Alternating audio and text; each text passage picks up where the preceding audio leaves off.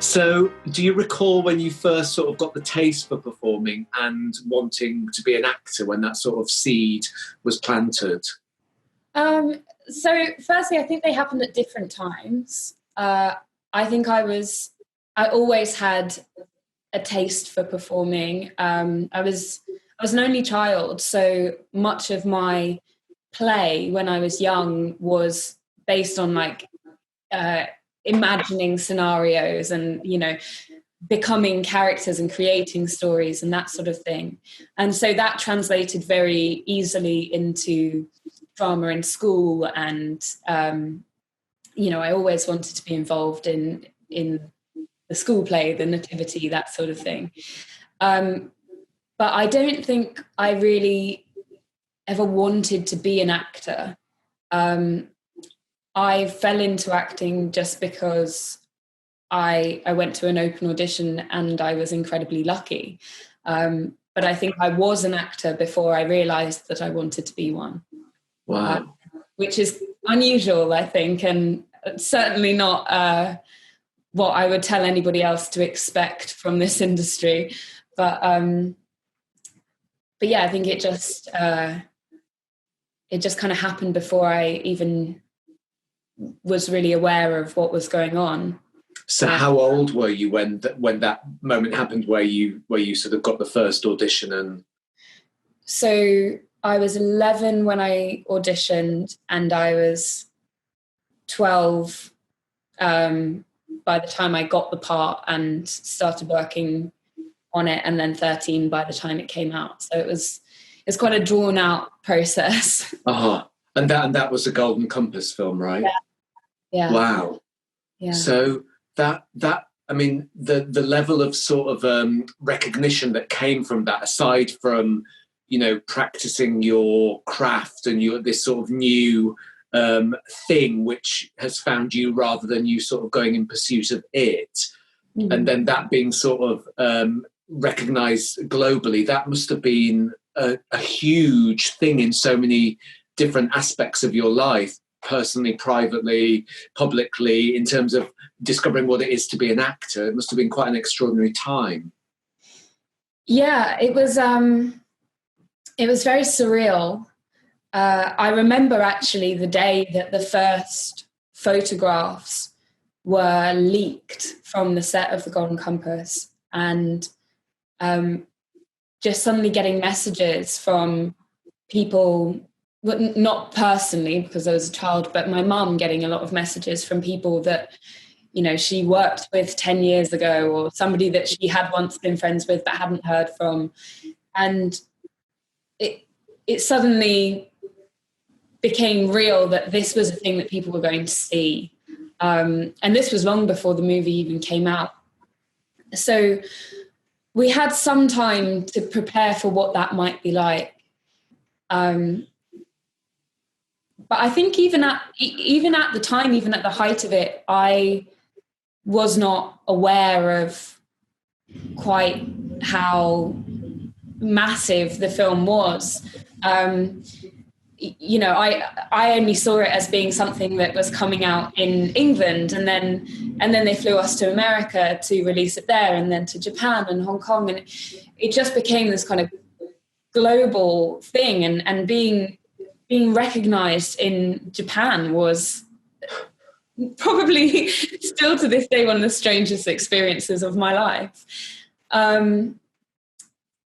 But I don't think I was aware of how much it was affecting me either. I think I see much more as an adult the way that my sense of self, my self-esteem, my concerns about, the way I look and the way I present were all born during this time where I suddenly went from being a child that, nobody really paid attention to, adults just see you as a child like anyone else, to suddenly being, a person on a public stage. It's very hard to describe. I think I would probably be much more secure in myself if I had not had that experience. But I also think it it gave me perhaps a maturity that offered me some protection going forward in the industry. Yeah. One of the things I think also that was helpful was a week after we premiered The Golden Compass in Leicester Square, I was invited to the premiere of I Am Legend, the Will Smith zombie, which I was far too young to be seeing. But I didn't really know whether you were supposed to dress up for the premiere of a film you were not in. So I didn't. And being just a child in like jeans and a t-shirt, I was walking past the same people. I recognized their faces who a week before had been screaming my name and they didn't recognize me. Uh-huh. And I suddenly became aware of how fleeting that can be. That one moment you're in the public eye and the next you're not. And that was, I think, quite an important lesson as well, to not get too attached to it. Yeah, I think it's fascinating hearing your thoughts. I mean, there are so many young people who've gone on to become, pop stars or actors and have started, in those very important formative teenage years. And there are many, tragic examples of people who have got genuinely lost within all of that and haven't been able to discover a sense of self and sort of be at peace with themselves to be able to then sort of navigate and carve an identity through those years while working. And I suppose it's always struck me sort of knowing vaguely about that aspect of you as an actor and as a person before we started working together. I've always been struck about how sort of mature, how level-headed and how expertly, I mean, just looking at you objectively from the outside, how expertly you sort of handled that. And it makes sense that you say literally a week after the premiere of The Golden Compass, you're able as a 13, 14-year-old to see how fickle aspects of our business are. And I think that must have been such an important, I mean, obviously at the time you didn't know you're learning a lesson, but in hindsight, you realise that's a really important thing that you were able to identify. Yeah, I think I had it very briefly, and then it I wouldn't say it was taken away, but it leveled out definitely quite soon afterwards, which was good because it allowed me like a semblance of kind of normal childhood life, I suppose. But I think people who get too attached to it becomes like an addiction, it never really satisfies and you're always craving more. And yet whatever you're offered is never enough. Uh-huh. And so when after the film, then you say that you sort of, you almost became an actor, sort of, it found you rather than you sort of pursuing it, which is sort of not the way we think about it. We think of, all of us sort of pursuing the theatre or pursuing this industry of sort of our own volition. So how long after that did you start to think, well, actually, I really enjoyed immersing myself in a world and a character, and I'd actually like to do this for the rest of my life? Was there a moment where you sort of thought, yeah, I'd like to be an actor?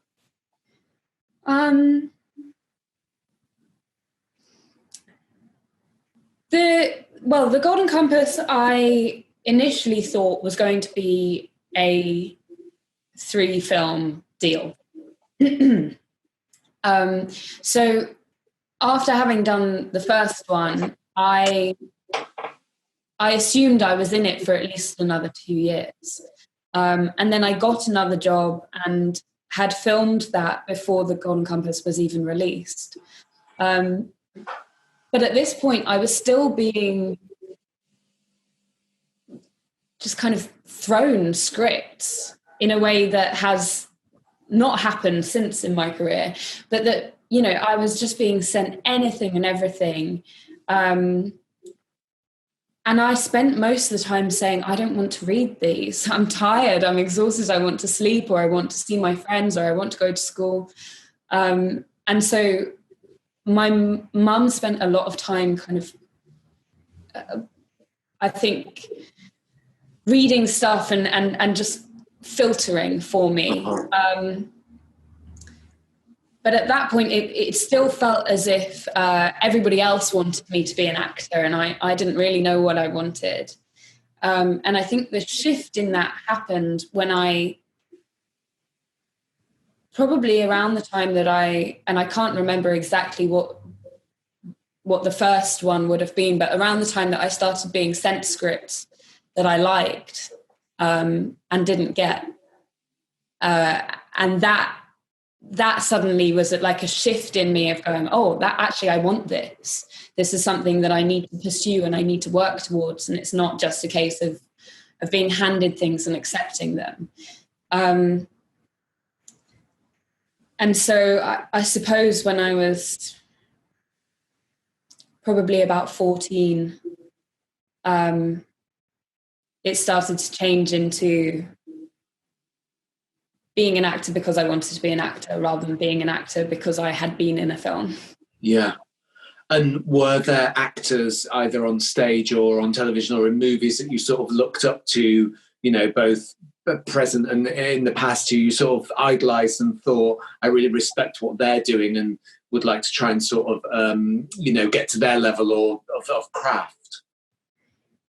When I look back at that time, firstly, I was very lucky to work with some of the people that I was working with. Nicole Kidman is a phenomenal actress, and to see not just her performance, but also the moments before and after her performance, those are they can be very intimate and private moments that I suppose people who don't work in the industry, and even some people who do, never really see those moments. And so to be able to watch her work was an incredible and inspiring experience. And the same could be said for, I mean, so many people that I worked with. But I think at that age, being that I was only 12, I wasn't a child that grew up watching loads of films or watching loads of TV, and the stuff that I did watch was predominantly cartoons, or, you know, like animation, Japanese animation, those sorts of films. So I didn't have a whole lot of role models in terms of actors. I think I'm trying to think of the films that stood out when I was young, but the only ones that are coming to mind are the cartoons. Films. So I think I found a lot of the actors that inspired me a bit later when I was already into it. But there are so many people. I think I watched some of Angelina Jolie's early films, things like Gia and Girl Interrupted. I watched those when I was about 16 years old, and maybe it was the age that I was, but they resonated with me so much. I think she's, despite her fame, I think she's still an underrated actress. I think she's far more talented than we give her credit. And I mean, people like Joaquin Phoenix, to think of, you know, a very current example, is an incredible actor. Those are the sorts of people that I look up to. People like Gary Oldman. And I remember I saw Endgame with Simon McBurney.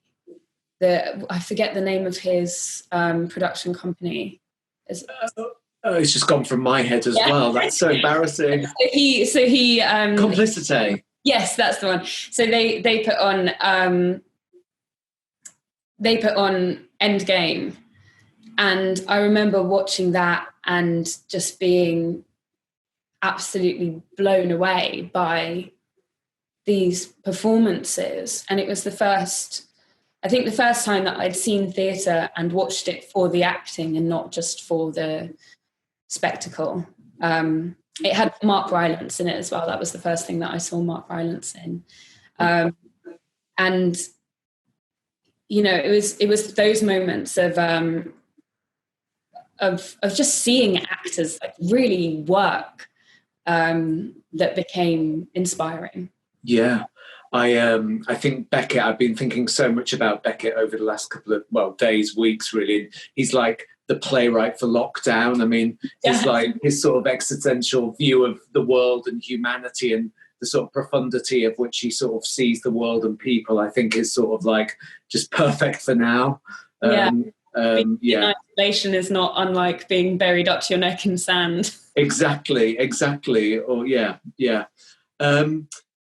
and it's interesting what you're saying about actors. I was watching, I've been sort of, I can't remember which film I stumbled on, but I was sort of been looking at River Phoenix, and there were so many great performances he gave before he passed away, and talking, I guess, about child stars and people who, tragically haven't sort of navigated their way through, things quite so well. And just, I was reminded a bit of you watching his movies. Justin, I was thinking about our Streetcar Named Desire experience, and it was so inspiring working with you that first time. And why are you laughing?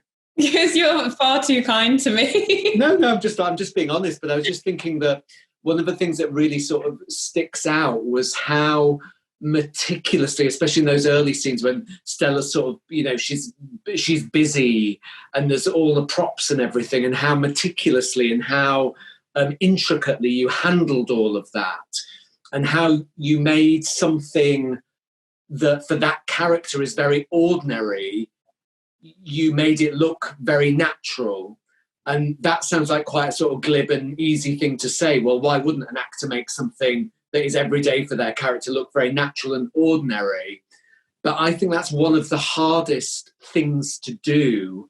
And I was watching River Phoenix last night in a movie, and again it was just sort of him entering a house and going to play the piano, and all of the choices you thought, that is exactly what a real human being would do in that scenario. But a lesser actor would demonstrate, they would show you that's what they were doing, and they would make choices which would immediately make that circumstance look theatrical or heightened.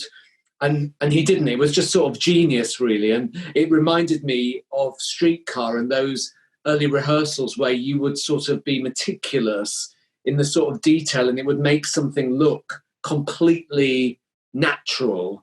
And it was just beautiful. And I wondered what your sort of experience was of playing Stella, of that production. I think it was only the second play you did, and you're absolutely mesmerizing in it. And to say it was your second time on stage, it really was. It was mesmerizing, both in the rehearsal room and what you presented on stage. So I just wondered what your experience of it was.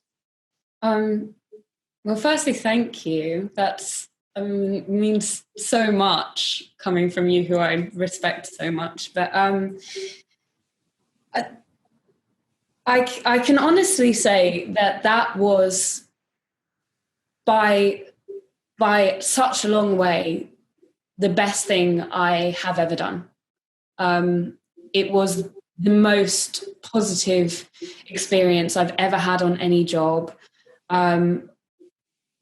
Both on and off stage, I felt positive about my performance. I felt positive about the production. I have so much love for every single person that was involved in it. It felt like such a beautiful moment, and I'm so glad that I could have been a part of it. I hadn't, this is probably blasphemous to you, but I hadn't read Tennessee Williams before doing the show. Well, that sort of makes it more interesting, because then your response is, it's not coming with a load of baggage. I think that's not blasphemous at all. I think it's really interesting and exciting to hear what you have to say.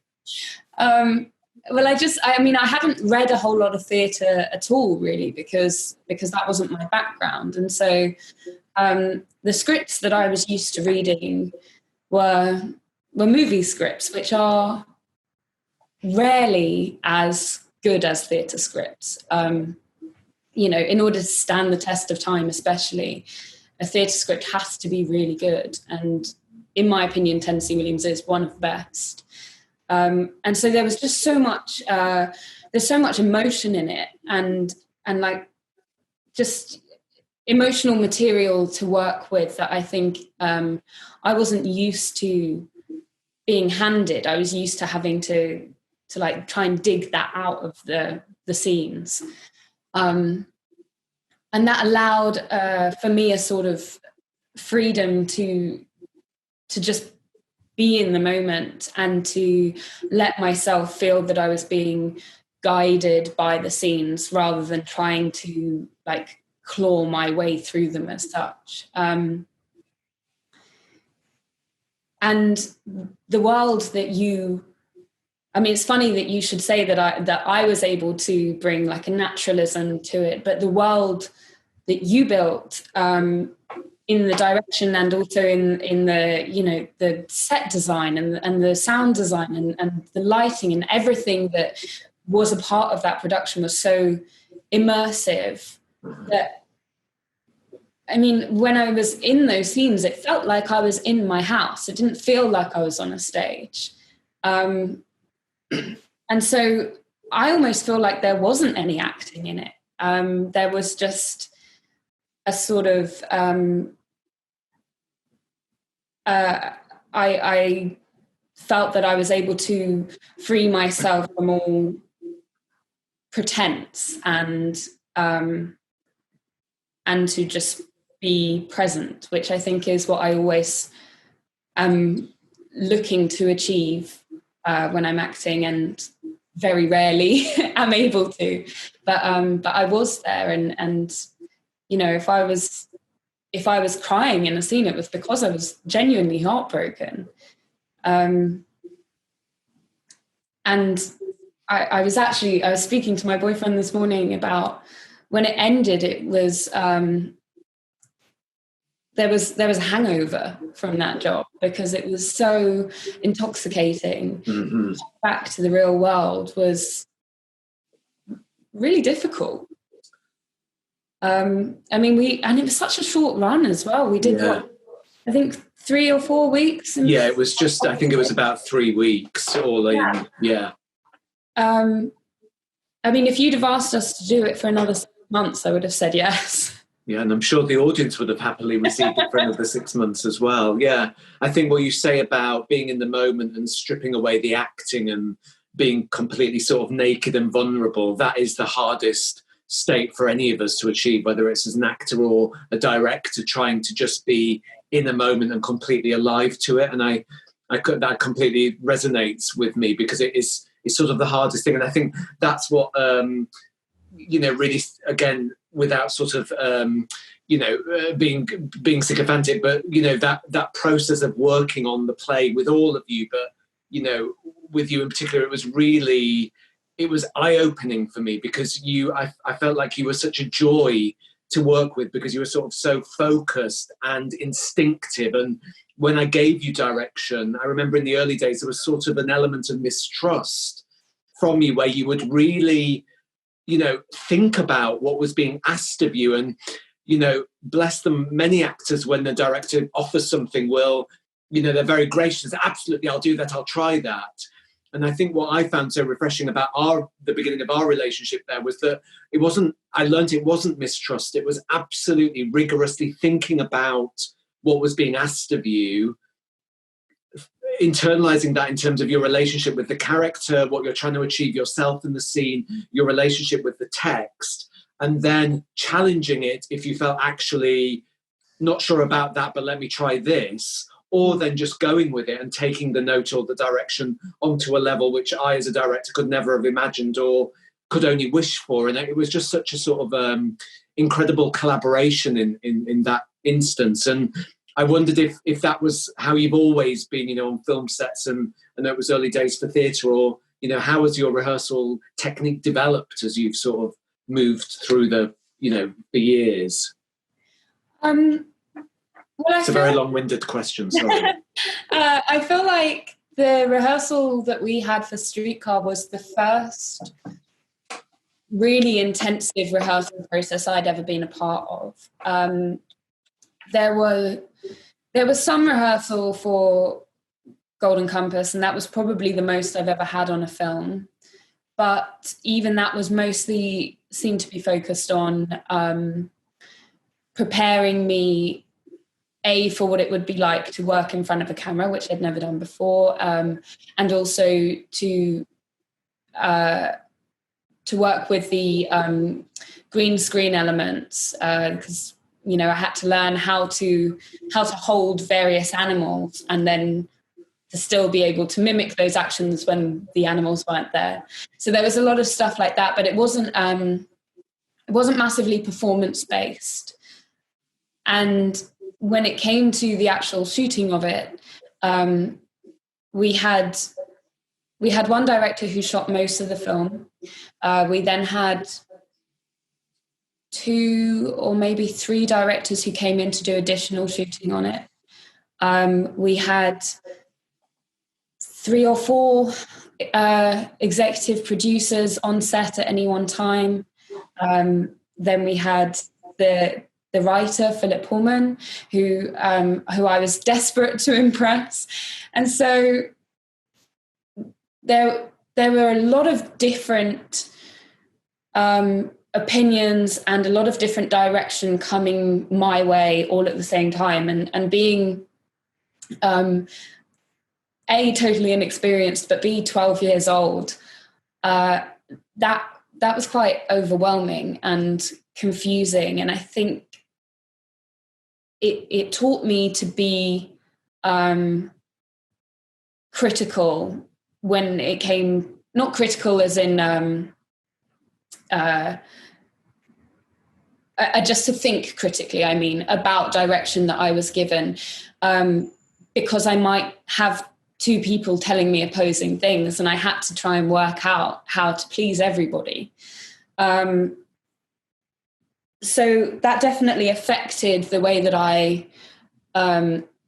approach acting, I suppose. And then what I found following that is that there's not that many directors who really direct. I think probably more of them in theatre, but in film and TV, I'm very used to being just kind of left to my own devices and for lack of a better term, just winging it, I think. And do you have a preference? Is it nice to be left to your own devices and just purely to be able to trust your instinct, or is it nice equally to have direction and have somebody help craft a performance? I think it depends on the material. If the material is, if there's a lot in it, if it's highly emotional, or there's a real kind of a story that needs to be navigated, then absolutely, I think direction is key. Not least because I'm sure that most of the decisions I would make by myself are not the best ones. But if it's, I've also played characters that were less demanding, and I've been quite happy to just do my own thing and get on with it, and not expect, to have a deep conversation about something. My philosophy with acting has always been to just do whatever you need to do to enhance your performance and not anything more. Uh-huh. I know actors who take like books full of notes with them every day, and that's great if that's their process, but if I know that if I were doing that, it probably wouldn't affect my performance. So I think, I do what I think helps, and I try not to get worked up about, anything else, doing, unnecessary homework, I think. Yeah. And we obviously last saw you at Curve in what the Butler saw, Joe Orton's fantastic comedy, and, you know, blew our minds again. What were the challenges in that production? What did you find enjoyable, challenging, rewarding about working in a play by Joe Orton? So there were two things about it that were almost entirely new to me. The first thing was that it was a comedy, and I'd done work that had comedy within it, but that wouldn't have been kind of overall described as a comedy. And secondly, it was incredibly physical, which I also wasn't used to. I mean, I lost weight doing that job. I've never done that on a job before. And I felt again that there was that freedom certainly in the physical aspect of it, because when your body is working hard, your mind, I feel, or my mind certainly goes into, it stops thinking quite as hard. It allows me to be more in the moment. And so, you know, if you have to say a line while you're running across the stage, you know, away from somebody who's trying to shoot you or put you in a straitjacket, I feel that it comes whatever I have to say comes out much more naturally than if I'm standing still and trying to deliver it. So that was a lot of fun. And then the comedy, which I was terrified of because I don't think I'm very funny. But I think with Joe Orton, you don't really need to be funny because the script is so funny. I actually think it would be a mistake to attempt to be any funnier than the script just naturally is. I think, you know, I've been incredibly lucky to have worked on 2 incredible plays with you. Because, I mean, just the material, it just gives me so much freedom. I keep saying the same word, but it's, you know, that's really what it comes down to is just being free to have fun. You know, people always say just have fun with it, but these shows were genuinely fun to be a part of.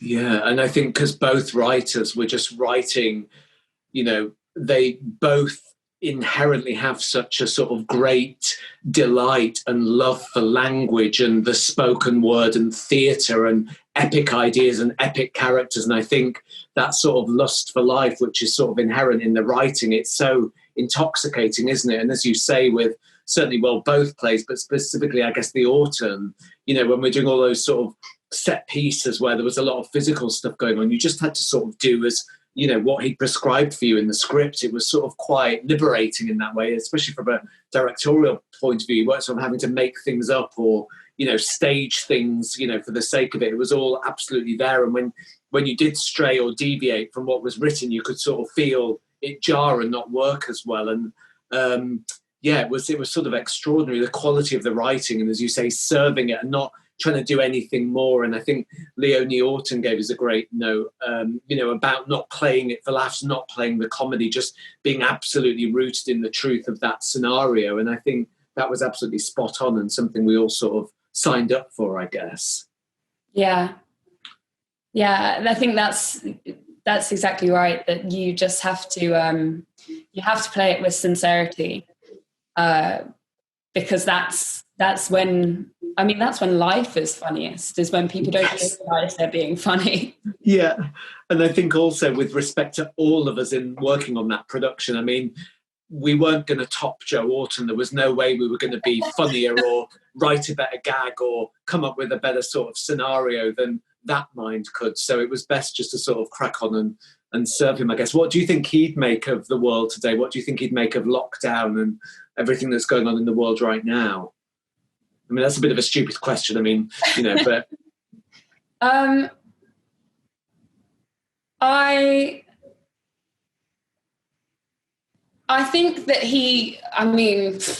firstly, I should put as a disclaimer that I am by no means an expert on Joe Orton, but I feel like he might appreciate that there is some irony in us all being trapped in this situation, especially in perhaps the most glorious summer or spring that we've ever seen. I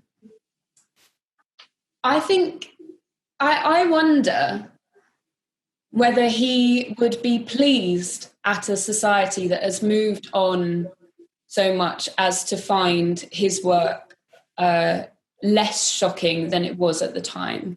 I wonder if he would be happy with the progress, although I feel like we have a long way to go still, in terms of gay rights and women's rights and just all these things that were considered taboo and counterculture and sort of salacious, I think, being now quite much more accepted, much more commonplace.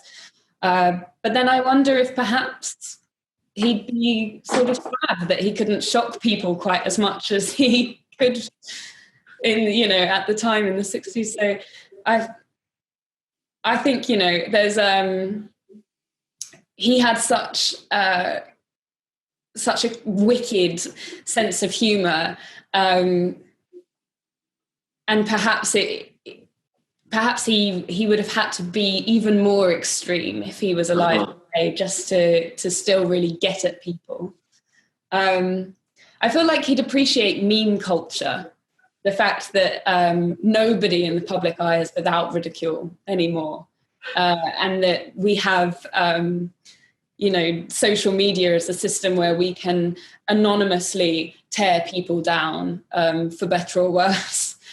I think he might perhaps have enjoyed that to an extent, given his tendency to, write anonymous reviews of his own work and such. Yeah. I'm sure he'd contribute to the sort of, I'm sure he'd be an anonymous troll somewhere, creating sort of very, very creative sort of content and memes and, all the rest of it. I think he'd sort of be like a cold, do you look at Cold War Steve on Twitter? He does all these fantastic sort of, he'll take like a Renaissance painting and, put Phil from EastEnders with, Boris Johnson and other sort of leading political figures and sort of put them into some sort of very, very sort of witty sort of political landscape. I think he'd probably be part of that movement.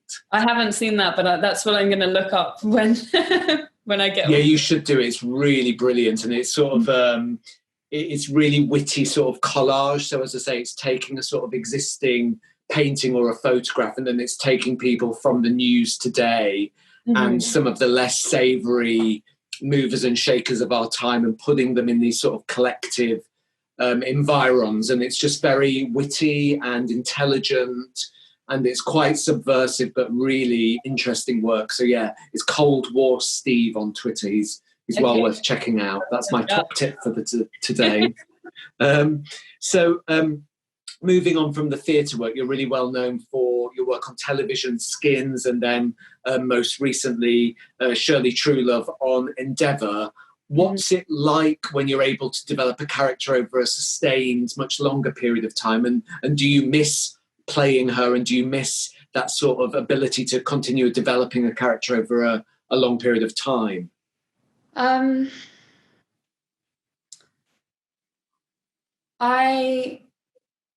have to be careful how I word this, for diplomacy's sake, but the character that I played on Endeavour, I feel I didn't experience that that sense of building a character over a long period of time. To this day, I don't know her backstory. I don't know what happened to her after she left the show. I don't know who she was at the time that she was in the show when she wasn't on screen. Those things were not discussed, or if they were, they weren't discussed with me. There wasn't much of a sense of really who she was in the writing of the character. She was functional. She was a functional character. She served a purpose within the story, but she wasn't. She wasn't very well defined, I think. And a lot of the decisions that I made about her were decisions that I made entirely on my own. So I wouldn't relate that feeling to the experience that I had on Endeavour. I would relate it to the experience I had on Skins, because Frank is much more of a character. With True Love, I think what she became was a side of myself. A lot of the things that she was experiencing, feelings of being perhaps not able to live up to her potential, of being overlooked, undervalued, and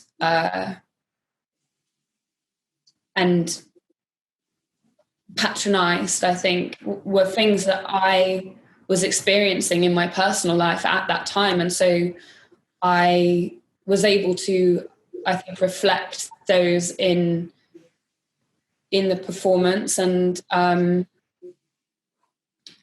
say she was probably, aside from some of the things that she said, because we spoke very differently, I think she was probably the character that was closest to myself. And I think that's nearly always the case when actors are playing characters where there's not a lot of stuff kind of prescribed for you about, your character thinks this for this reason because this happened to them and this is how they would react to this. When you don't have that framework, you use yourself as a framework because it's the thing that comes most naturally. So yeah, I suppose she was just, she became very much a reflection of how I was feeling at the time.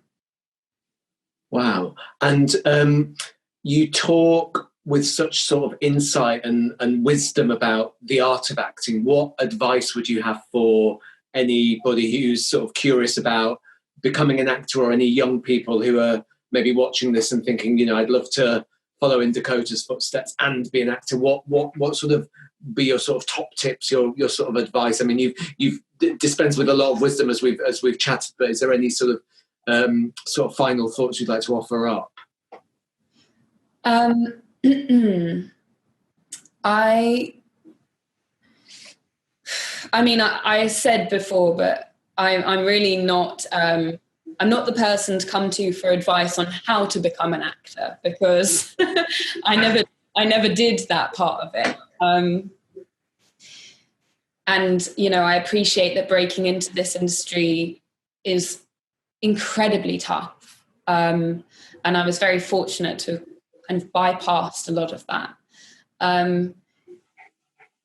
I think my advice to anyone who wanted to become an actor would be to really ask yourself why it's something you want to do. I think if you want to become an actor because you want to be famous, or because you want to be successful or make a lot of money from it, those goals are unrealistic. And also, in my opinion, you will naturally lack the integrity that it takes to become a good actor if that's your goal. But if you want to become an actor because you really love acting, or because you I don't even know how to describe how I feel about it. I think I feel compelled to tell stories. It's not even really a choice for me. And also because I feel like it's my way of experiencing the world. I think I live so much in, and perhaps we all do, but I live so much in a world that is kind of a fantasy in a way. I think I'm empathetic, and I find it very easy to put myself into other people's shoes and to experience the world that way. And that's how I connect with people. That sounds very arrogant, and I don't mean it to be. Not at all. Not at all. But I would also say, don't put all your eggs in one basket. Acting is great work if you can get it, but be realistic. We have, I think it's obviously not taking into consideration the current circumstances, I think we have a 90% unemployment rate in our industry. And you know what? You might be talented, you might be special, but that doesn't always equal a successful career. Go and watch half of the blockbuster movies, and that you can see that that's not necessarily what they're looking for. So I think don't limit yourself by saying that being an actor is the only thing you want to do. It's not the only thing I want to do. And I think do it because you love it and because you feel like you need to do it. And beyond that, just be prepared and work hard and know that you're going to come across some real idiots and some people that are going to be really horrible. But ultimately, if you're doing it out of love, it will be worth it. There's, at the risk of being very dramatic, there's a quote that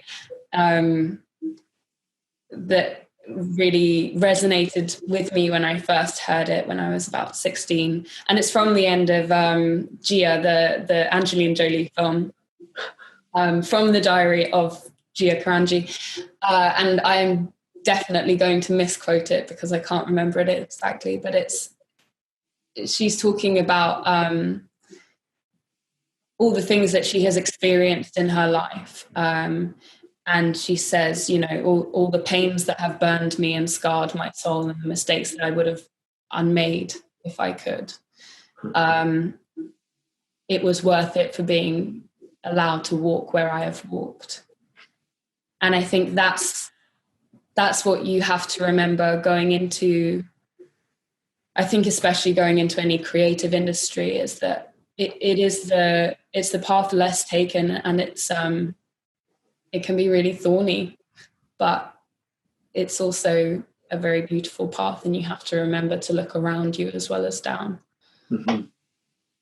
And what when we come out of lockdown and we start to sort of think about the future, what role do you think our regional theatres, places like Curve, what role do you think we will have to serve in the future going forward? Well, firstly, I think people will be looking for new shows because everyone will have completed Netflix. You'll need something new to watch. But I think theatre, but regional theatres especially, are they're such an important part of a community. It's a place where people, all different types of people, come together to bear witness to a story and to spend a couple of hours walking in somebody else's shoes. And I think now more than ever, we need to remember to be compassionate and to see things from other people's perspective and to be empathetic. And those are things that theatre and live performance have always taught us. They open the door to other people's experiences, and in a very kind of nurturing way. You know, they say, come in and sit down and listen to this story. And I think anybody who's seen good theatre can attest that a single performance can really change your entire perspective, and it can be life affirming. And I mean, gosh, this situation is going to have such a negative impact on so many people's mental health. You know, we are social creatures, and while it's incredible that we live in a time where technology allows us to do things like this, you know, we need to come together, and we need to socialize, and we need to connect through stories. And so I think,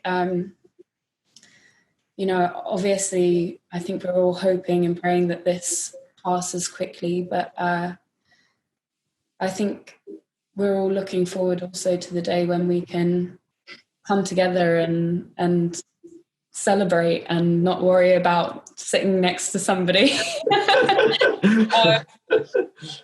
So yeah, I mean, I think theatres will be very important when this is over. Yeah, well, that's a great place to leave it. Thank you so much for your time, Dakota. I can't tell you how inspiring it's been just on a personal level talking to you and hearing your insights. I know everybody watching this in the Curve community will be equally as grateful. So on behalf of all of us, thank you so much for your time this afternoon. Oh, no, thank you.